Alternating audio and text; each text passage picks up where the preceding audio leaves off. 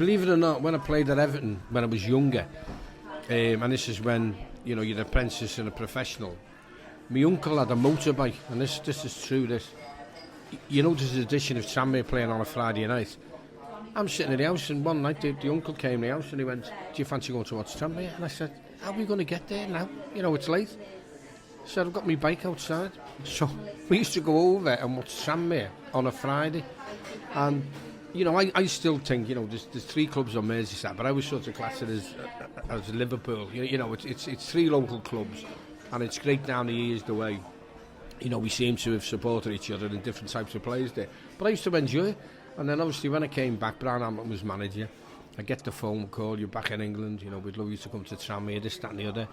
And then, went along, and it's great. I mean, I still look for the results. I still try to keep in touch. I think we were talking, just when I was having my brekkie, over John Williams. Willow, I seen him at the Bournemouth game when I did the Everton game for Radio Merseyside, and it's great to keep in touch. And again, you go back over stories, and it's a really good club. I mean, it's always been run well. I mean, the supporters are great. Very vociferous and enthusiastic, and that's sort of main stand side. Even when you played, they'd let you know if you wasn't doing so good. But I love all that, and the thing with it again, you're all as one. You'll fight as one. Your battle as one, and again, you enjoy the highs and the lows like a family. You have highs and lows in a family. Football clubs do, but it's lovely to know when they're doing well and they're back. And obviously with Mark, we've touched on Mark Palias playing the same team as, and Mark's done a great job. It's all right saying I'll do this and I'll do that. Put your money up and do it then, and it's our job, as it's all right sort of commentating on things, but you might say something before the game and it doesn't happen, so you think, well, hang on, if you were manager, just imagine. So, you've got to think of everyone's jobs, but that's what makes football good. Everyone's got an opinion, everyone wants their club to do as best they can, and all you want is, that honesty when players, management go out to play and represent the shirt. They're going to do it to their best ability. So when the call from Brian came, was it kind of the ideal scenario for you? You were looking to come back to England, you were looking for a club, and suddenly one of your local clubs gives you a call and says, "Do you want to come down?" Well, funny enough, Chester wanted to sign me. You had a fella called John McGrath was there. He was a lovely fella. And I went over and I was sort of training there. So, you know what it's like? It's like a little bit of a village around there, and the way Tranmere is, everyone knows what's going on. So maybe someone said, "What's Ronny Goodlass training at Chester for?" And next minute he was on the blower.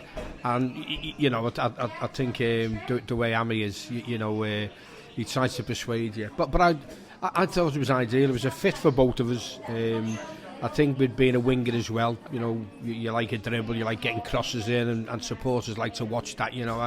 I think now it's going out the game where people want to dribble, they want to pass the buck, they want to pass backwards, they want to pass sideways. But going back to the good old days, shall we say, it was exciting and good. So it was good to join Sam. And as I say, it was at a time when young players were coming through, which I like again when you give the academies a chance. In our day it was apprentices, but it's academies now. I ended up at Everton with I was youth coach at Everton, so I like local kids getting through and getting that chance. But at that time with John Williams, Dave Burgess and all them, they're all at a young level, where they want to learn and they want to do. And as I say, some memorable games as well. It was good.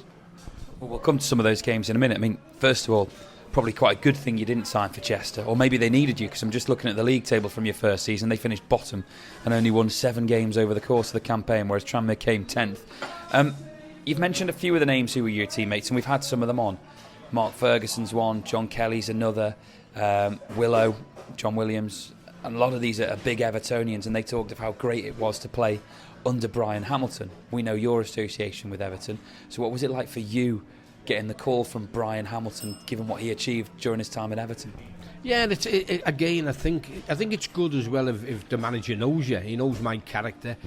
I'm a bit bubbly, I'm not one to sit in the fence. I think the listeners know on Radio Merseyside, I'll give it both battles if needed, but I'll give the praise when it's needed, and I think that's how it should be. So at Tranmere, I think you could see me in the dressing room, which, again, you know, they were sort of looking up to me. You know, again, they were Evertonians, as you say. We can go on about Liverpool in the semi-finals, this, that, and other.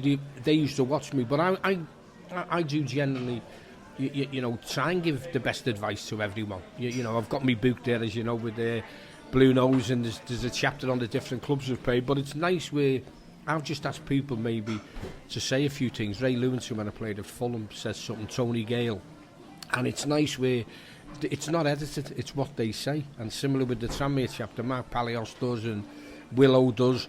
So, you know, it's not as if you're making stories up. And that's where I think it's good. I just think Hammy at the time has thought, yeah, good fit. You know, he lives local. Obviously with Tranmere, the certain type, the way they play, they liked it. You know, obviously with wingers, and then with John Clayton and Clarkey up front. You know, you've got a good double act there, you know, Batman and Robin, but you've got it. But it was good. I mean, as I say, you know, when you get the call, it never took long, shall we say, and put pen to paper, you know, quite quickly.